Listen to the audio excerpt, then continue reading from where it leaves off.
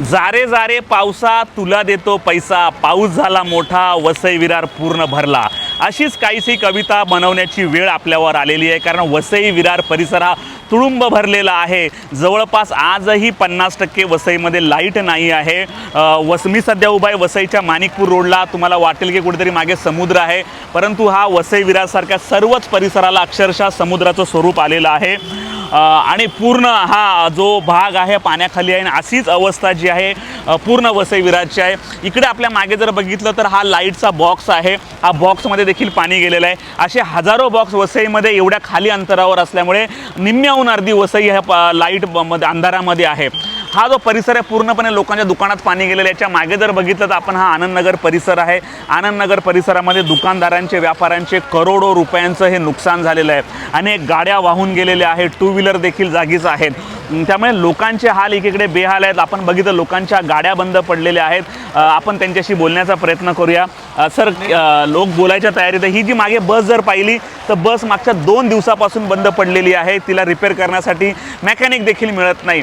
नालासोपारा असेल, विरार असेल, वसई असेल, दुसरीकडे ट्रेन जी आहे ट्रेन पूर्णपणे काही महिला भगिनी आपण त्यांच्याशी बोलण्याचा प्रयत्न करूया.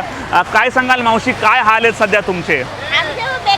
आम्हाला कामाला जायचंय, असं पाणी तर कसं काय करायचं? काय सांगाल तुमचं? क्या प्रॉब्लम है? पागल हो जाते हैं इसके लिए, किसके घर पे जा रहे हैं? नहीं लाइट है 5 दिन से, नहीं पानी खाना कुछ नहीं है घर में. खरंच म्हणजे वसई विरारकरांचे हा बहुत प्रॉब्लेम है. दिवाणमानच्या या महिला आहेत, त्यांना मोठ्या प्रमाणावर त्रास होतो. आपण बघू शकतो एखादी गाडी जर आली तर कशा प्रकारे अक्षरशः समुद्राच्या लाटा याव्या तशा या लाटा इथे येत आहेत.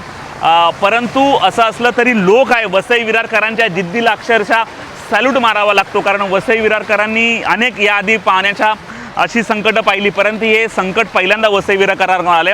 कारण न भूतो न भविष्यती असा पाऊस झालेला आहे. ट्रेनच्या बाबतीत सांगायचं झालं तर हा व्हिडिओ जर तुम्ही बघितला तर अक्षरशः मोबाईलच्या टॉर्चमध्ये लोक ट्रॅकवरून प्रवास करत होती.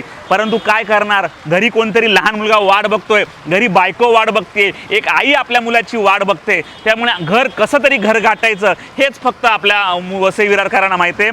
कारण लोकांचे हाल काय ते प्रत्येकाला माहीत आहेत. प्रशासन देखील पूर्णपणे डिप्प झालेलं आहे. कारण प्रशासन तरी करणार काय, कसंपर्यंत पोहोचणार? कारण पुढे कमरे इतकं पाणी, गुडघे इतकं पाणी. वसई विरार परिसरात जर पाहिलं तर पूर्णपणे पाण्याचा साठा जो आहे हा पूर्णपणे संपलेला आहे. त्यामुळे वसईकरांनो, आता तुमच्या दुःखाला तुम्हीच म्हणजे तुमची सहनशक्ती तुम्हाला वाढवावी लागणार आहे. कारण कुणाच्या मदतीची अपेक्षा करू नका. कारण फार सर्वांना तुमच्या मदतीला करायचं आहे, यायची इच्छा आहे, परंतु तुमच्यापर्यंत पोहोचणं सर्व काही संस्था असतील किंवा नगरपालिका असतील त्यांना जिक्रीचं झालेलं आहे. HP लाईव्हसाठी प्रवीण नलावडे, वसई. और हम लोग 4 दिन से वहाँ परेशान है. इतना पानी यहाँ तक पानी भरा है और ये हाल है कि दूध नहीं. आज सुबह भी हम लोग दूध के लिए चल के यहाँ तक आए, 4-5 किलोमीटर चल के ईस्ट से वेस्ट में आए हैं हम लोग.